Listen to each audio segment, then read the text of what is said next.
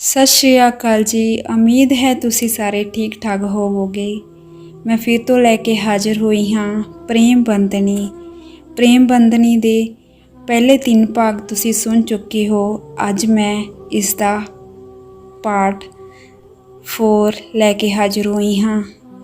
ਉਮੀਦ ਹੈ ਤੁਹਾਨੂੰ ਇਹ ਕਹਾਣੀ ਪਸੰਦ ਆ ਰਹੀ ਹੋਵੇਗੀ। ਪਿਛਲੇ ਭਾਗ ਵਿੱਚ ਤੁਸੀਂ ਸੁਣ ਰਹੇ ਸੀ ਕਿ ਗੋਵਰਧਨ ਤੇ ਨੰਦਨੀ ਮੰਦਰ ਵਿੱਚ ਆਣੀਆਂ ਨੂੰ ਲੈ ਕੇ ਗਏ ਸਨ ਤੇ ਪ੍ਰੇਮ ਤੇ ਆਣੀਆਂ ਦੋਨੋਂ ਇਕੱਠੇ ਰੋਣ ਲੱਗ ਜਾਂਦੇ ਹਨ। ਹੁਣ ਉਸ ਤੋਂ ਅੱਗੇ ਰਾਤ ਦਾ ਸਮਾਂ। ਨੰਦਨੀ ਆਣੀਆਂ ਨੂੰ ਗੋਦ 'ਚ ਲਈ ਡੂੰਘੀਆਂ ਸੋਚਾਂ 'ਚ ਬੈਠੀ ਹੈ ਤੇ ਗੋਵਰਧਨ ਉਸ ਕੋਲ ਆ ਕੇ ਥੱਲੇ ਚਟਾਈ ਵਿਛਾ ਕੇ ਲੇਟ ਜਾਂਦਾ ਹੈ। ਗੋਵਰਧਨ ਨੰਦਨੀ ਸੋਚ ਵਿੱਚ ਹੀ ਗੋਵਰਧਨ ਕੀ ਸੋਚ ਰਹੀ ਹੈ? ਨੰਦਨੀ ਸੋਚ ਕੇ ਅੱਜ ਜੋ ਵੀ ਮੰਦਰ 'ਚ ਹੋਇਆ ਬਹੁਤ ਅਜੀਬ ਸੀ। ਗੋਵਰਧਨ ਹਾਂ ਹੈ ਤਾਂ ਬਹੁਤ ਅਜੀਬ ਸੀ, ਕੁਝ ਵੀ ਸਮਝ ਨਹੀਂ ਆਇਆ। ਨੰਦਨੀ ਪਰ ਮੈਂ ਇੱਕ ਗੱਲ ਦੱਸਾਂ ਤੁਹਾਨੂੰ। ਗੋਵਰਧਨ ਉਸ ਵੱਲ ਵੇਖਦਾ ਹੈ। ਦੱਸ। ਨੰਦਨੀ ਤੁਹਾਨੂੰ ਆਣੀਆਂ ਦੀਆਂ ਅੱਖਾਂ ਜਾਂ ਫਿਰ ਇਸ ਦਾ ਰੋਣਾ ਕੁਝ ਅਜੀਬ ਨਹੀਂ ਲੱਗਦਾ? ਗੋਵਰਧਨ ਬੱਚੀ ਦਾ ਹੱਥ ਫੜ ਕੇ ਨਹੀਂ, ਮੈਨੂੰ ਤਾਂ ਕੁਝ ਵੀ ਐਵੇਂ ਦਾ ਨਹੀਂ ਲੱਗਦਾ। ਨੰਦਨੀ ਸੋਚਦੀ ਹੋਈ ਨਹੀਂ ਜੀ ਹੈ। ਗੋਵਰਧਨ ਕੀ? ਨੰਦਨੀ ਆਣੀਆਂ ਦੀਆਂ ਅੱਖਾਂ ਕੁਝ ਕਹਿੰਦੀਆਂ ਹੋਈਆਂ ਮਹਿਸੂਸ ਹੁੰਦੀਆਂ ਤੇ ਜਦੋਂ ਰੋਂਦੀ ਆ ਉਦੋਂ। ਗੋਵਰਧਨ ਉਦੋਂ ਕੀ?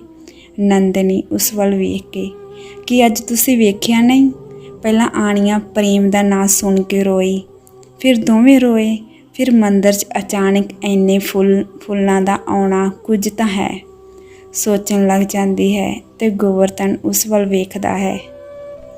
ਦਿਆਲ ਦਾਸ ਝੂਲੇ 'ਚ ਪਏ ਹੋਏ ਪ੍ਰੇਮ ਵੱਲ ਧਿਆਨ ਨਾਲ ਵੇਖ ਰਿਹਾ ਹੈ। ਨਿਰਮਲਾ ਮੁਸਕਰਾ ਕੇ ਜੀ ਨਜ਼ਰ ਨਾ ਲਾ ਦਿਓ ਮੇਰੇ ਲਾਡਲੇ ਨੂੰ। ਦਿਆਲ ਦਾਸ ਮੁਸਕਰਾ ਕੇ ਇਹਨੂੰ ਨਜ਼ਰ ਨਹੀਂ ਲੱਗਦੀ, ਇਹ ਇਸ ਮਹਿਲ ਦਾ ਨਵਾਬਜ਼ਾਦਾ ਏ। ਨਿਰਮਲਾ ਕਿਉਂ ਨਵਾਬਜ਼ਾਦਿਆਂ ਨੂੰ ਨਜ਼ਰ ਨਹੀਂ ਲੱਗ ਸਕਦੀ? ਦਿਆਲ ਦਾਸ ਮੁਸਕਰਾਉਂਦਾ ਹੈ। ਦਿਆਲ ਦਾਸ ਮੈਂ ਕੁਝ ਸੋਚ ਰਿਹਾ ਸੀ ਨਿਰਮਲਾ। ਨਿਰਮਲਾ ਅੱਛਾ ਕੀ ਸੋਚਦੇ ਸੀ? ਦਿਆਲ ਦਾਸ ਅੱਜ ਆਣੀਆਂ ਤੇ ਪ੍ਰੇਮ ਇਕੱਠੇ ਰੋਏ। ਨਿਰਮਲਾ ਹੱਸਦੀ ਹੈ। ਬੱਚੇ ਆ ਜੀ, ਰੋਣਗੇ ਹੀ, ਇਹਦੇ 'ਚ ਇੰਨਾ ਸੋਚਣ ਵਾਲੀ ਕੀ ਗੱਲ ਆ? ਦਿਆਲ ਦਾਸ ਹਾਂ ਪਰ ਤੂੰ ਵੇਖਿਆ ਜਦੋਂ ਇਹ ਪ੍ਰੇਮ ਦਾ ਹੱਥ ਆਣੀਆਂ ਨੂੰ ਲੱਗਾ ਉਹ ਚੁੱਪ ਹੋ ਗਈ ਤੇ ਪ੍ਰੇਮ ਵੀ। ਨਿਰਮਲਾ ਹਾਂ ਹੋਇਆ ਤਾਂ ਸੀ ਇਸ ਤਰ੍ਹਾਂ, ਪਰ ਇਹ ਇਤਫਾਕ ਵੀ ਹੋ ਸਕਦਾ ਏ। ਉਸ ਵੱਲ ਵੇਖਦੀ ਹੈ। ਦਿਆਲ ਦਾਸ ਸੋਚਦਾ ਹੋਇਆ ਪ੍ਰੇਮ ਵੱਲ ਵੇਖਦਾ ਰਹਿੰਦਾ ਹੈ। ਸਵੇਰ ਦਾ ਸਮਾਂ। ਰੋਜ਼ ਦੀ ਤਰ੍ਹਾਂ ਗੋਵਰਧਨ ਉਬਾਸੀ ਲੈਂਦਾ ਹੋਇਆ ਉੱਠਿਆ, ਆਣੀਆਂ ਦਾ ਮੂੰਹ ਵੇਖਿਆ ਤੇ ਬਗਲੀ ਲੈ ਕੇ ਬਾਹਰ ਵੱਲ ਨੂੰ ਹੋ ਤੁਰਿਆ। ਸਮਾਂ ਗੁਜ਼ਰਦਾ ਗਿਆ।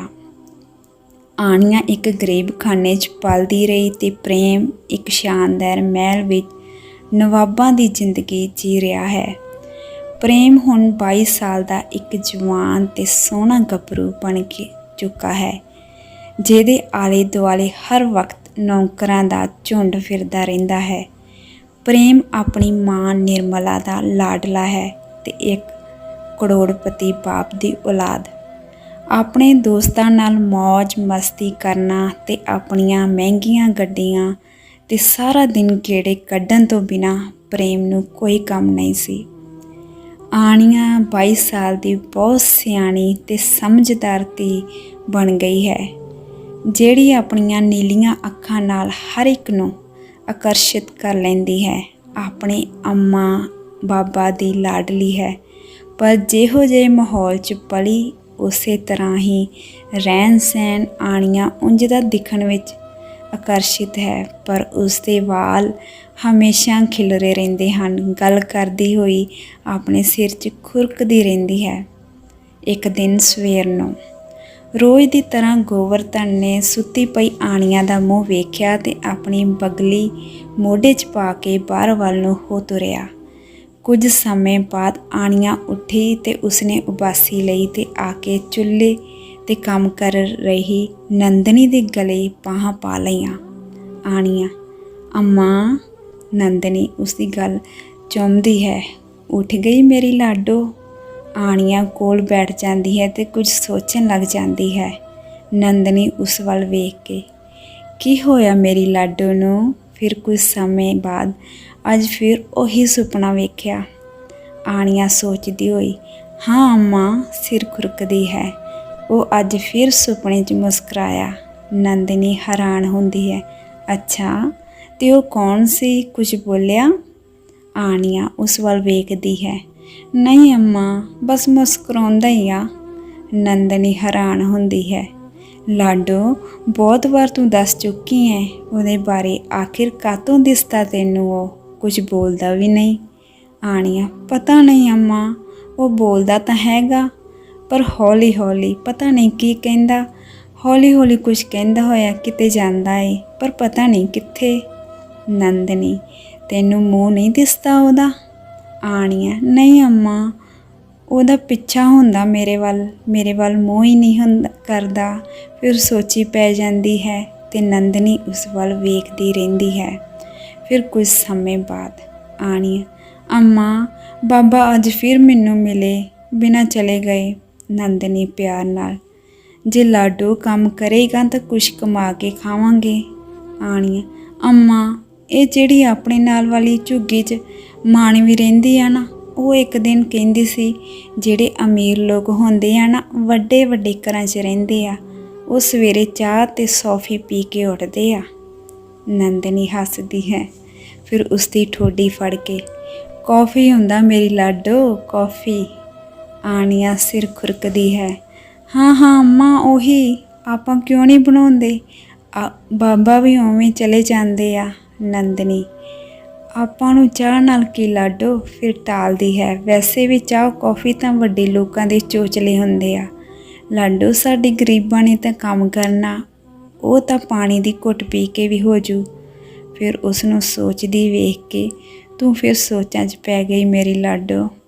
ਆਣੀਆ, ਅੰਮਾ, ਮੈਂ ਨਾ ਸੁਪਨੇ 'ਚ ਵੱਡੀ ਸਾਰੀ ਕਾਰ ਵੇਖੀ, ਚਿੱਟੇ ਰੰਗ ਦੀ। ਫਿਰ ਉਸ ਵੱਲ ਵੇਖ ਕੇ, ਬੜੀ ਸੋਹਣੀ ਸੀ। ਸਿਰ ਖੁਰਕਦੀ ਹੈ। ਨੰਦਨੀ, ਪੁੱਤ, ਅਸੀਂ ਗਰੀਬ ਹਾਂ, ਗਰੀਬਾਂ ਦੇ ਕਾਹਦੇ ਸੁਪਨੇ? ਤੂੰ ਐਵੇਂ ਵੱਡੇ ਵੱਡੇ ਸੁਪਨੇ ਨਾ ਵੇਖੀ ਜਾਇਆ ਕਰ।